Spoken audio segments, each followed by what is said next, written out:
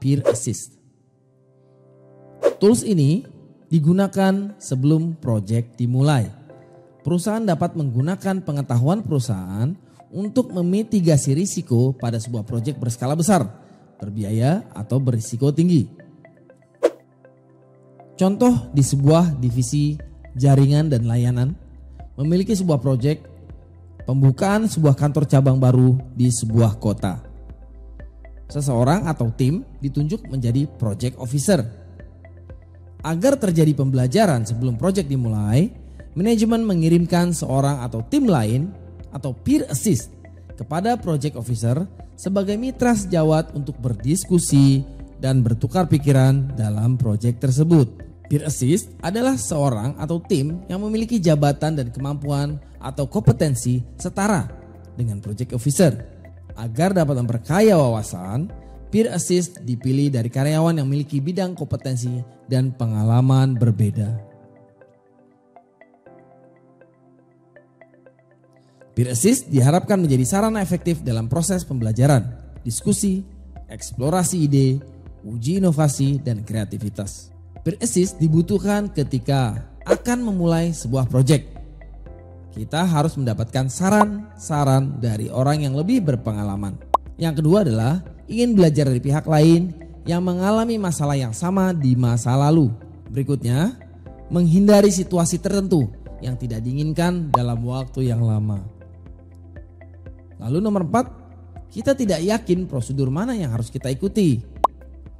Dan yang terakhir, kita ingin proyek yang akan berjalan lebih baik dari proyek grup lain yang sudah berhasil. Lalu bagaimana kita menjalankannya? Yang pertama adalah kita mengkomunikasikan tujuan. Kita mengkomunikasikan kepada pihak yang terkait mengenai proyek dan manfaat dari peer assist ini.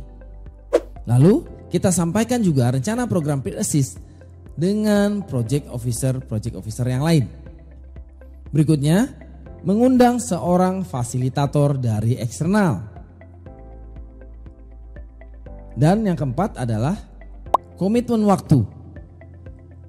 Berikutnya, kita juga mengundang para calon peserta yang memiliki skill, kompetensi, dan pengalaman yang berbeda. Pemahaman peer assist bagi challenge team atau PIC. Peer assist bukan untuk memindahkan masalah.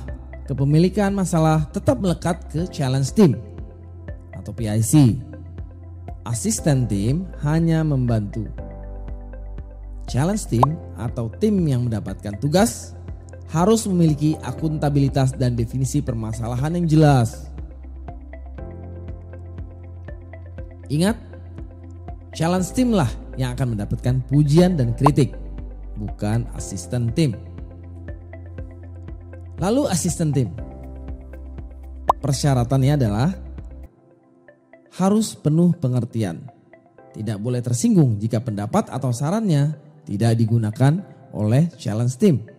Memberi pandangan atau perspektif yang memperkaya solusi permasalahan dengan sharing keahlian dan pengalaman.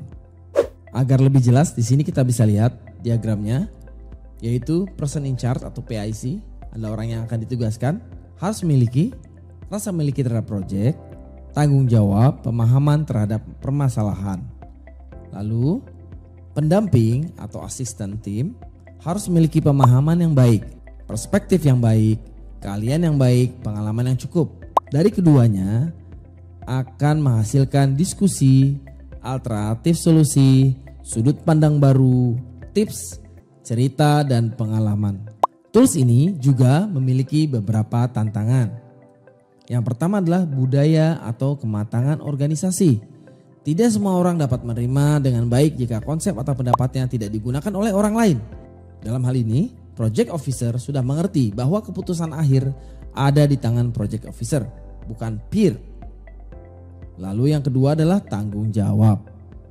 Project officer merasa sudah memindahkan masalah ke peer assistant, padahal peran peer assist sekedar membantunya. Semua tanggung jawab tetap melekat kepada project officer. Yang ketiga adalah simplikasi atau hemat waktu. Beberapa perusahaan tidak menggunakan tools ini sebagai bagian dari KM untuk menghemat waktu atau efisiensi. Project officer cenderung langsung diberikan arahan atau petunjuk oleh orang yang lebih berpengalaman atau ahli dalam menyelesaikan proyek dibanding harus berdiskusi dengan peer assist yang membutuhkan tambahan waktu.